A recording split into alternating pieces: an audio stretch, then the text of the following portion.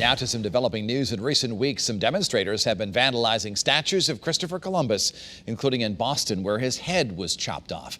Some cities and towns are taking these statues down, including our capital city, where Columbus is featured in some neighborhoods. Channel 3 Eyewitness News reporter Courtney Zeller is live now from the statue, which is right near the state capitol, with where its fate stands. Courtney? Well, Dennis, this Christopher Columbus statue will be taken down soon. We don't have an exact date, but the mayor announced it today, and at least 2 other cities here in Connecticut have done the same.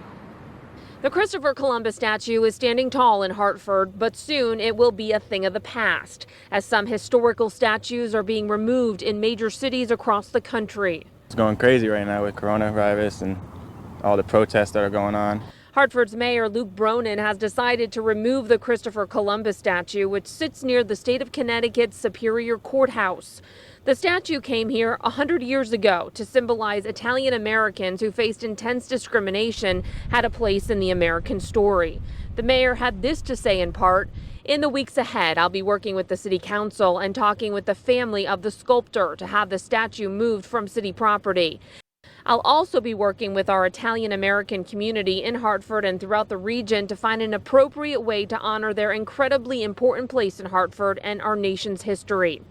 Hartford isn't the only city to do this. In Middletown, the mayor made the temporary decision after he received numerous messages from residents asking it to be taken down. New London temporarily took down their Columbus statue early Sunday morning, saying it was best to do it quietly and quickly without attracting attention. The 8-foot-tall statue was vandalized with red paint during a Black Lives Matter protest recently. New London has a meeting tonight about removing it for good. Across the country, the Christopher Columbus statue in Boston was beheaded. The city later removed it. In Philadelphia, a fence was put around the statue to protect it. Now, the statue in St. Louis was removed today. Different, you know what I mean? It's getting rid of history. It's pretty crazy, you know what I mean? We're living in 2020 and we're getting rid of history. A lot's happening. Do you think it should stay? I mean, it definitely should stay, you know what I mean? It's been here. Others think these statues should instead be in museums. It's American history. It's part of our past. We can forgive, but we should never forget, and we should keep all those statues so that we can learn from the past.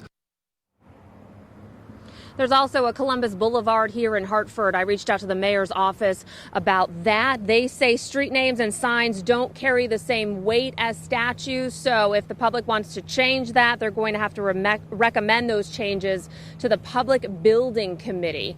And you could see the mayor's full statement right on WFSB.com. We're live with the mobile newsroom from Hartford. Courtney Zeller, Channel 3 Eyewitness News.